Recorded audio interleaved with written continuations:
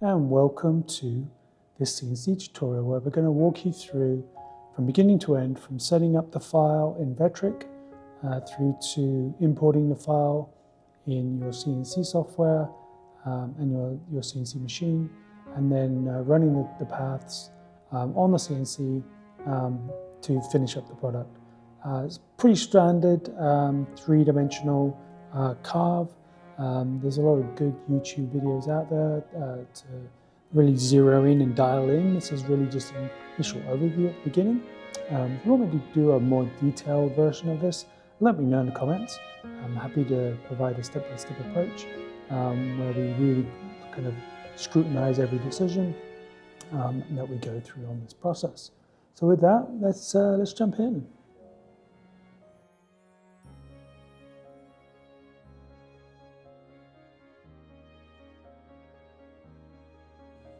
Okay, welcome to this CNC project that we're going to be making today.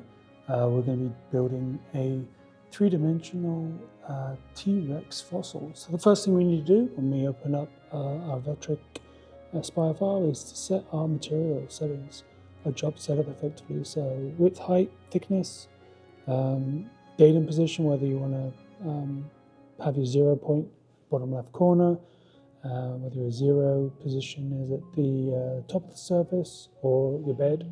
And here we go, we're going to open up a 3D file, go into my CNC files, into my STLs, and pick the T-Rex, the full fossil T-Rex file. And you can see it drops straight into the space here, currently really large, 500 inches by 500 inches, which is way too big for our material, which is only 13 by 13 inches.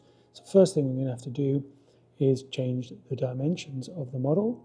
So we change that now to 12 by 12, which fits nicely within our material space. And then really nothing else to change here. We're just checking everything looks good. The Z height is 1.2 inches. Make sure that the model is centered. We're going to move it across to the position, and this is where we evaluate how much below the top of the surface do we want the model to sit.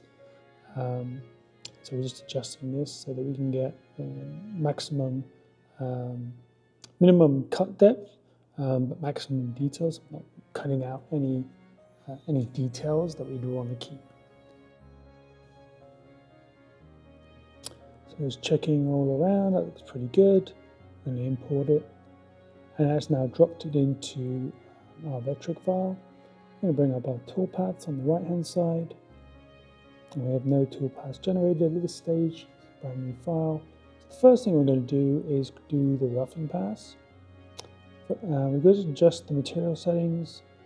Thickness is 2 inches, which is fine. Looking at a gap above the model, everything looks good, so we're happy with that. And let's select our first tool. We've got a beast roughing end mill, basically a roughing end mill, nothing too particularly crazy. Choosing between Z level and 3D raster, really not that much difference between the two. It's personal preference more than anything. In terms of, you're going to end up going over this in more detail anyways, so really not that big a deal. We're then going to select the finishing machine toolpath, and we're looking at the feed and plunge rate, 200 inches. If you've got a decent CNC, it should be able to cope with 200 inches. And we've got a step over on this one around 5%, which is quite low. You could definitely bump that up to 8, 10, 12%, and just experiment. We're also looking at the boundary, and we're staying with the model boundary. That basically means we'll model everything right up to the edge of this STL file. You can see it's generating this file now. We're going left to right, from bottom to top, and it's rendering out what this is going to look like when we do the CNC. So this is effectively the toolpath that the machine is following. You can see that's pretty clean, that looks good level of detail. You can see the rocks in the background, good level of detail within the skeleton itself. So happy with that. We're going to look at the time. So the first roughing pass took 7 minutes 41 seconds, which is fine. and then the 3D finishing pass about 2 hours, which is pretty normal for this kind of size. It might take a little longer, it just depends on the specifics of the setup. We're now going to save the toolpath, making sure that we split out the 2 files. So we've got our roughing pass and then our finishing pass. We're going to save that to our USB drive and then be able to move across to the CNC machine. And here we are, just having moved the file across on the USB stick. Just loading up the file, hitting play,